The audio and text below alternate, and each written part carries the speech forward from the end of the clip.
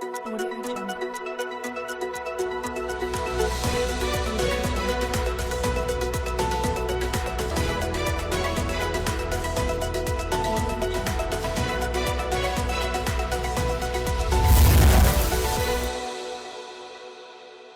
नमस्कार, आप देख रहे हैं अलवर न्यूज। मैं हूं आपके साथ तन्नू यादव। नजर डाल लेते हैं आज की कुछ प्रमुख सुर्खियों पर।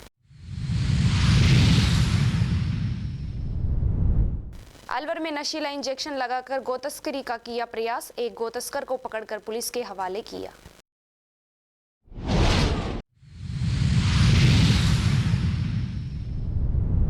महिला की संदिग्ध मौत पर परिवार में टकराव, बेटी ने लगाया हत्या का आरोप।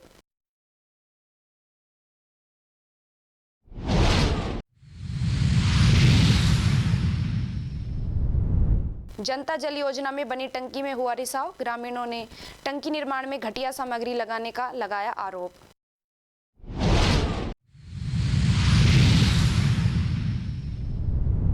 नाबालिग को बहला फुसलाकर ले जाने का आरोपी किया गिरफ्तार, आरोपी को अदालत में किया पेश। और अब खबरें विस्तार से।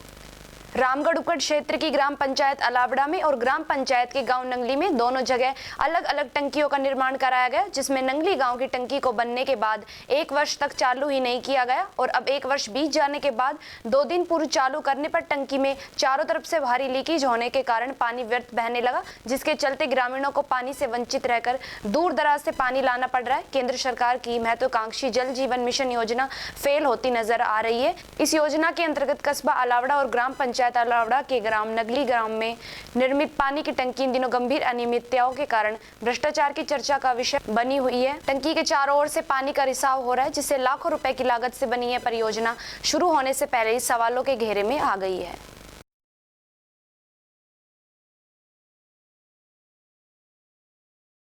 अलवर शहर कोतवाली थाना पुलिस ने नाबालिग बालिका को बहला फुसलाकर ले जाने एवं उसके साथ अनैतिक कृत्य करने के मामले में आरोपी युवक को गिरफ्तार किया। यह कार्रवाई अलवर शहर के कोतवाली थाना पुलिस द्वारा की गई। पुलिस के अनुसार आरोपी को आज न्यायालय में पेश किया। साथ ही प्रकरण से जुड़े सभी पहलुओं की गहन जाँच की जा रही है, ताकि पीड़िता को न्याय मिल सके और आरोपी के खिलाफ सख्त कानूनी कार्रवाई सुनिश्चित की जा सके।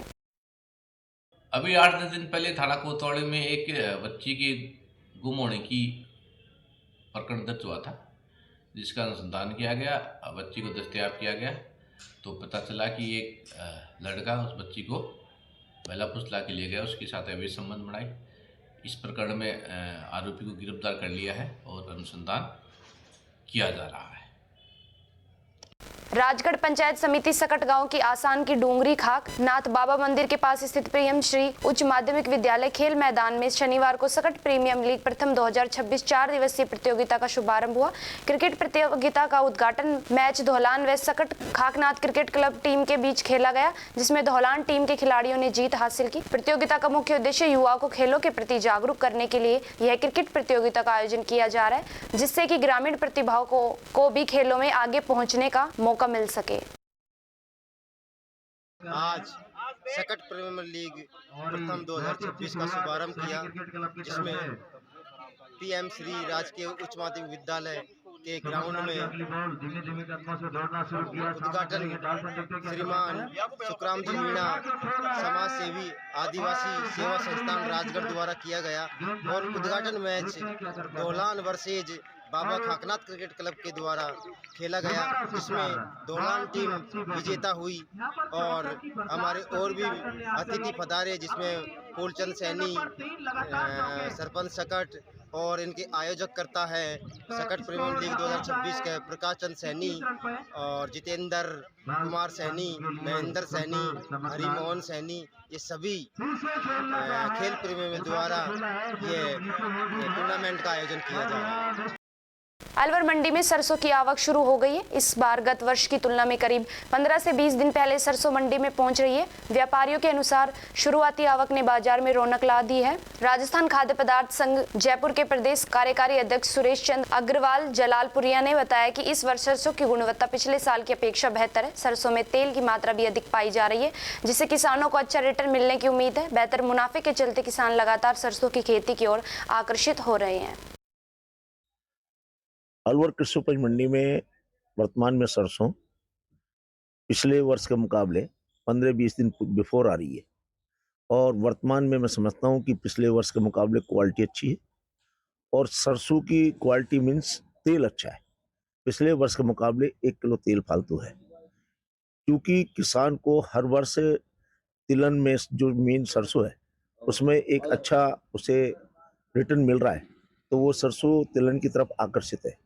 इस बारे में मैं आपको एक और जानकारी दे दूं, पूरे देश में सरसों, सोयाबीन, अन्य जितनी भी तिलहन हमारी पैदा होती है और भारत का जितना खपत है, तिलहन का तेल का जो खपत है उसका हमें 60% हमें बाहर से आयात करना पड़ता है, चाहे वो पाम के रूप में हो, चाहे वो सोयाबीन के रूप में हो, अन्य तेलों के रूप में 60% पिछले कई वर्षों पूर्व हमारे यहाँ पर 65-70% तक आयात करना पड़ता था, अब 60% करना पड़ रहा है। मैं समझता हूँ कि अगर सरसों की जो पैदावार वर्तमान में है, जो चूंकि पिछले वर्ष के मुकाबले 10% फालतू है, 10% तेल फालतू है, उसी ऐसी अगर किसान आकर्षित रहा और केंद्र और राज्य सरकारों का इसी तरह से प्रोत्साहन रहा तो धीरे धीरे देश आत्मनिर्भर बनेगा।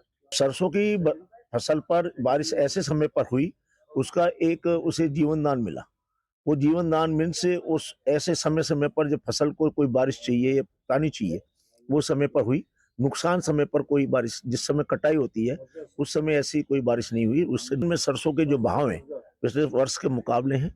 तेल के भाव वर्तमान में जो पिछली बार 130-32 रुपए के भाव प्रति किलो के थे, वही अब चल रहे हैं।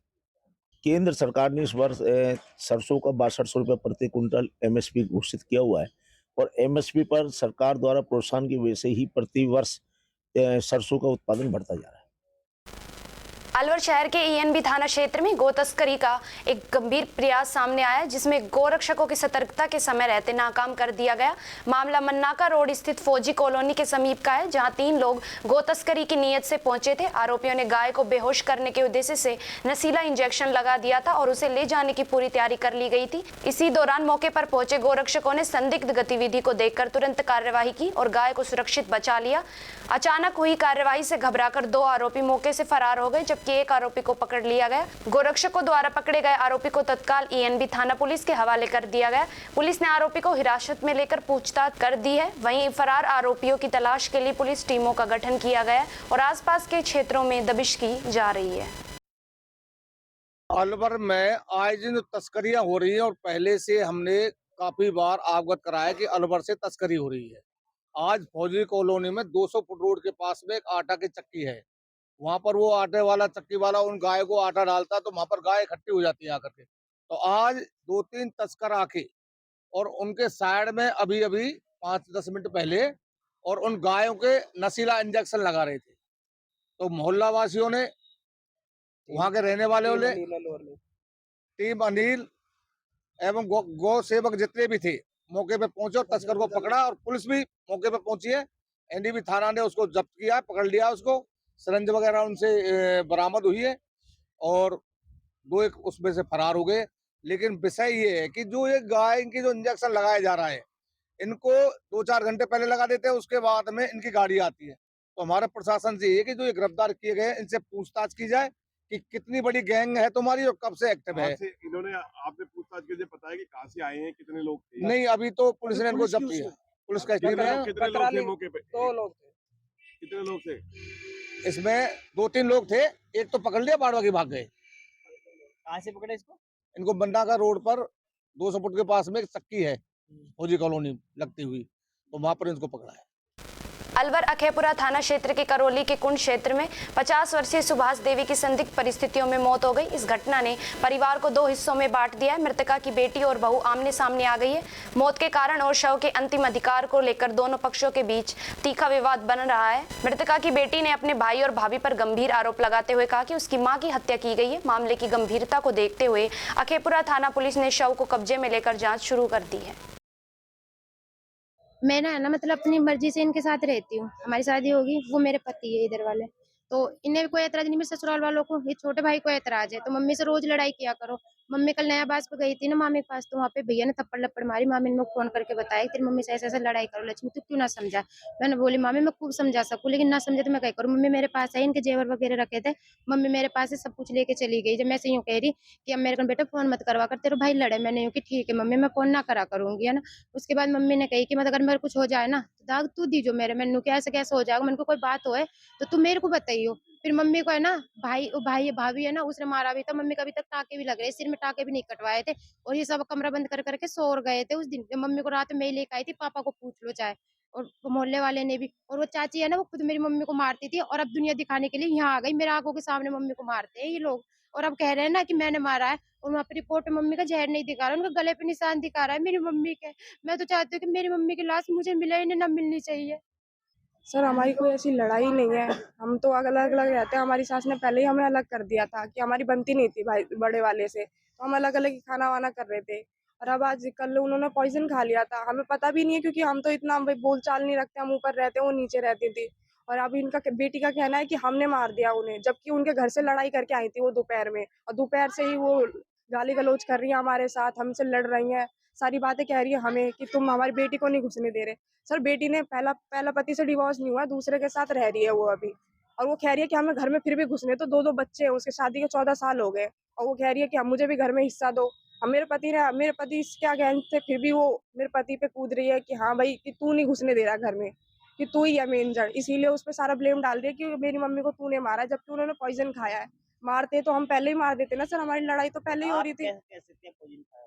सर पॉइजन उनकी रूम से मिला है, उनके बड़े बेटे ही बता रहे हैं कि पॉइजन की स्मेल आ रही थी उनके मुंह से, कि हमें तो पता नहीं था। उन्होंने न्यूज दिया हमें कि हाँ ऐसा ऐसा हुआ है सर। और कल बेटी से लड़ाई होके आई है, वहाँ से चूड़े बूड़े भी टूटे हुए थे, अब नए चूड़े हमने उन्हें पहनाए थे रात में ही। कहाँ रहती थी? कहाँ पे रहती थी? सर ये ना बहादुरपुर में शादी करी थी मेरे सास ससुर ने इनकी, लेकिन अब छोड़ के अशोका टाकी की तरफ रह रही है अपने दूसरे के साथ, लिव इन में रह रही है सर। दो बच्चे हैं इसके, एक 14 साल का है, एक 12 साल का है आई थी, और रह रही है। हमें कोई मतलब नहीं है सर कि हाँ हम उनसे लड़ाई झगड़ा कर रहे हैं, हम बस इतना कह रहे थे कि हमारे घर से दूर रहो, क्योंकि मोहल्ले में कोई इज्जत होती है, हमें सब बोलते हैं कि दो लेके वो इधर उधर घूम रही है। मृतिका कहाँ की निवासी है? वो भी यही की है सर। कहाँ रहती है? यहाँ पे करौली कुंड पे रहती है। नाम क्या उनका? सुभाष देवी। उम्र कितनी थी? 51 साल की थी सर। YAF फाउंडेशन भिवाड़ी ने फूड फॉर हंगर 52 आयोजित किया। सेवा अभियान में इस बार लगभग 800 लोगों ने प्रसाद ग्रहण किया। बोर्ड सदस्य पोरस सिंह ने जानकारी देते हुए बताया कि संस्था वर्ष 2021 से नियमित रूप से यह सेवा कार्य कर रही है और जरूरतमंद लोगों तक भोजन पहुंचाने का संकल्प निरंतर निभा रही है। कार्यक्रम के दौरान YAF के युवा बच्चों ने बढ़ चढ़कर सेवा की जिम्मेदारी संभाली। इस सेवा में फतेह सिंह, लक्ष्य गुलाटी और खुशवीन कौर ने विशेष रूप से सक्रिय भूमिका निभाई। युवाओं के उत्साह और समर्पण ने पूरे आयोजन को सफल बनाया। इस अवसर पर संस्था के प्रधान Naveen Gulati, board of director Porus Singh, Kapil Arora तथा सत्येंद्र सिंह सहित अन्य सदस्य उपस्थित रहे। सभी पदाधिकारियों ने सेवा भावना को समाज के लिए प्रेरणादायक बताया।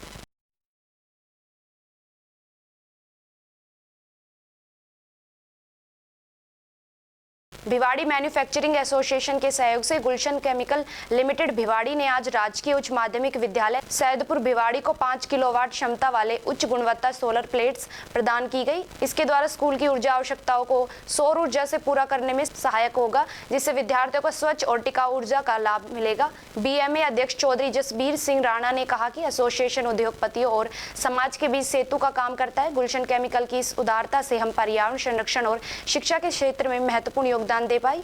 यह कदम भिवाड़ी के औद्योगिक क्षेत्र को हरित ऊर्जा की दिशा में प्रेरित करेगा।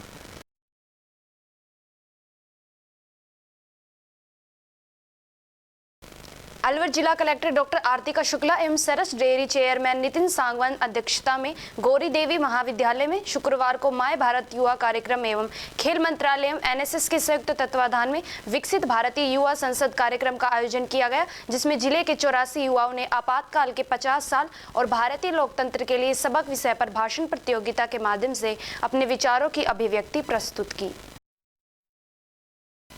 सामाजिक न्याय एवं अधिकारिता विभाग द्वारा संचालित मुख्यमंत्री विधवा पेंशन योजना तथा पालनहार योजना आर्थिक सशक्तिकरण की दिशा में मील का पत्थर साबित हो रही है।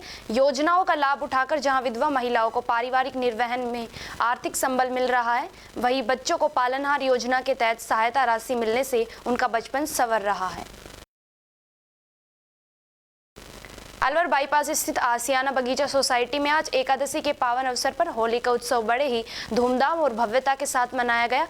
सोसाइटी के प्रांगण में आयोजित इस फूलों और गुलाल की होली में रेजिडेंट्स ने भक्ति और उत्साह के साथ शिरकत की। कार्यक्रम का सफल संचालन और प्रबंधन महिला मंडल की समर्पित सदस्यों द्वारा किया गया। एकादशी के शुभ अवसर पर आयोजित इस कार्यक्रम की शुरुआत मधुर भजनों के साथ हुई। इसके बाद राधा कृष्ण के प्रेम का प्रतीक माने जाने वाली फूलों की होली खेली गई, जिसमें गेंदे और गुलाब के फूलों की पंखुड़ियों का उपयोग किया गया।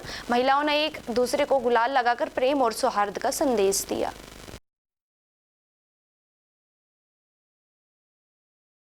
राजगढ़ कस्बे की अग्रवाल धर्मशाला में महिला समिति ने फागोत्सव मनाया। इस अवसर पर महिलाओं ने फूल होली, गुलाल एवं राधा कृष्ण की झांकी के साथ होली खेली। इस मौके पर मीना खंडेलवाल, अर्चना खंडेलवाल, रेणु जैन, उपाध्यक्ष ममता विजय, महामंत्री नमिता, ममता, मोना विजय, बबीता कमलेश, प्रीति, सुनीता लवी, चंद्रकांता सहित वैश्य महिलाएं मौजूद थी।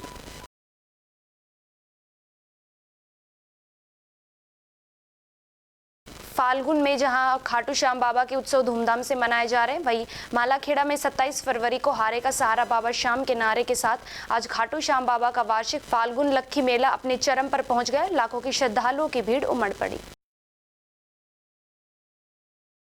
मालाखेड़ा क्षेत्र में अवैध खनन की समस्या काफी समय से है, लेकिन इस ओर पुलिस प्रशासन कोई ध्यान नहीं दे रहा। अरावली पहाड़ियों में पत्थर, बजरी आदि का अवैध खनन माफियाओं द्वारा दिन रात चल रहा है। मालाखेड़ा थाना क्षेत्र के सताना, बिलंदी, बाड़ बिलंदी, नांगल, भड़कोल, बरखेड़ा आदि के पहाड़ों से अवैध पत्थर खनन हो रहे। सुबह 5 बजे से रात 11 बजे तक ट्रैक्टर ट्रॉली से परिवहन धड़ल्ले से चलता है, जिससे पहाड़ खोखले हो रहे हैं और पर्यावरण को भारी नुकसान पहुंच रहा है।